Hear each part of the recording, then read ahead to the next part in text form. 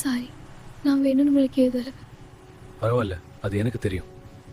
அந்த நேரம் கோபத்தில் என்ன பண்ணுறேன்னு எனக்கே தெரியல.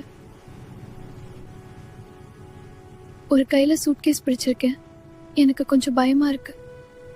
நான் உங்களை பிடிச்சிட்டுமா? பயப்படாதீங்க, பிடிச்சுக்கோங்க. சரி, ரொம்ப குளிரா இருக்கு.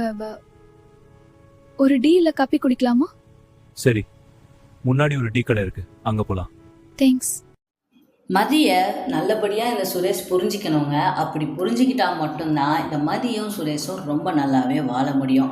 அந்த ஒரு நொடி வருமானு கேட்டிங்கன்னா கண்டிப்பாக வருங்க. சுரேஷ் வந்து இன்றைக்கி நம்ம மதி பேசினதை கொஞ்சம் கூட எதிரே பார்க்கல. ஸோ அப்படி எதிர்பார்க்காம தான் முன்னால் வண்டி ஓட்டிக்கிட்டு இருக்காரு. நம்ம மதி, சாரிங்க, நான் வந்து வேணும்னே பண்ணலை, நான் தெரியாமல் தான் தள்ளினேன், உங்களுக்கு அடி விழணும் மண்டை வீங்கணும்னுலாம் நான் தள்ளவே கிடையாது, என்னை மன்னிச்சிருங்க அப்படின்றாங்க. ஸோ இதை கேட்ட உடனே என் சுரேஷ்க்கு ஒரு மாதிரி ஆயிடுச்சு. என்னடா இவ நம்மளை பார்த்து நம்மள்கிட்ட சாரி கேட்குறாளா அப்படின்னு அவர் யோசிக்க ஆரம்பிச்சிட்டாரு. இவளுக்கு இப்படிலாம் பேச தெரியுமா அப்படின்னு யோசிச்சுக்கிட்டு இருக்காருங்க.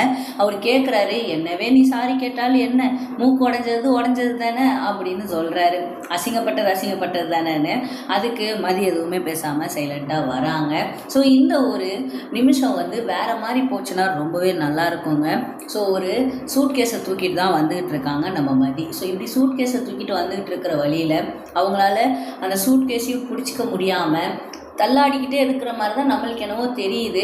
ஒரு கையில் வந்து அவங்க புருஷன், அதாவது சுரேஷையுமே பிடிக்க முடியாமல் தான் வந்துக்கிட்டு இருக்காங்க. ஸோ சுரேஷ்கிட்ட அவங்க கேட்க போகிறாங்களா இல்லை அப்படியே பிடிக்க போகிறாங்களா, ஸோ இதனால அவங்களுக்குள்ளே ஏதாவது ஒரு காதல் அப்படியே எக்ஸ்ட்ரா ஆகுமான்னு கேட்டிங்கன்னா கன்ஃபார்மாக ஜாஸ்தி ஆகுங்க அந்த காதல்.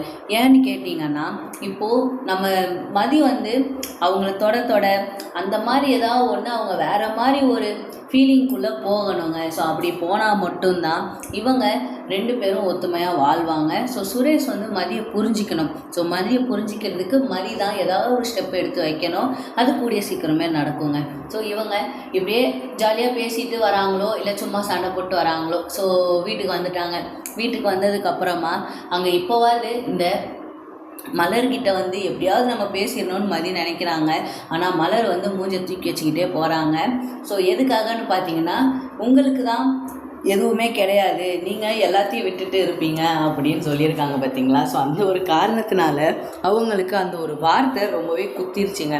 ஸோ இப்படி குத்துனதுனால மலர் வந்து எதுவுமே பேசாமல் இருக்காங்க. ஆனால் நம்ம மதியை கண்டுக்காமல் கிடையாது, கண்டிப்பாக கண்டுக்கிட்டு இருக்காங்க. ஸோ இவகிட்ட நம்ம இன்னும் பேசிகிட்டே இருந்தால் அவள் இன்னும் நம்மளை என்ன வேணாலும் சொல்லிடுவா அப்படின்ற பயத்தில் இருக்காங்களான்னு தெரியல. இல்லை மதி பண்ணுறது தான் கரெக்டு அப்படின்னு நினச்சிட்டு நம்ம மதி மாதிரி இருக்கணும் அப்படின்னு நினச்சிக்கிட்டு இருக்கிறதுனால மதிக்கிட்ட பேசாமல் இருக்காங்களான்னு தெரியல. ஸோ நம்ம ஒரு பக்கம் மலரையும் திட்ட முடியாது, இன்னொரு பக்கம் மதியவும் தூக்கி பேச முடியாது. ஏன்னா மலர் வந்து ஒரு சூப்பரான கேரக்டர்னு சொல்லலாங்க. அவங்க மாமா அத்தைக்குன்னு தான் அவங்க இவ்வளோ விஷயத்த பார்த்து செய்கிறாங்க. வேறு ஒரு ஆளாக இருந்தால் அவங்க செய்வாங்களா? ஸோ அவங்க மாமனார் என்னவே காயப்படுத்தினாலும் புருஷன் அவ்வளோ தாங்குன்னு தாங்கிட்டு இருக்காருங்க. ஸோ புருஷனை தான் அவங்க கண்ட்ரோல் பண்ண பார்க்கணும். அப்போ தான் மாமியாரோட ஆட்டம் அடங்கும். அது கூடிய சீக்கிரமே நடக்கும் நம்ம மதியாலேயே. மதியும் சுரேஷும் சேர்ந்து அவங்க மாமியாரோட ஆட்டத்தை கூடிய சீக்கிரம் இறக்குவாங்க. அண்ட் மதி போய் மலர்கிட்ட சாரி கேட்டு என்கிட்ட தயவு செய்து பேசுங்கன்னு அழுகுறாங்க. ஸோ அழுது அவங்க ரெண்டு பேரும் கட்டி பிடிச்சி லாஸ்ட்டில் ஹாப்பியாக முடிச்சு விடுவாங்க. நீங்கள் என்ன நினைக்கிறீங்க அந்த கமெண்ட்ஸில் சொல்லுங்கள்.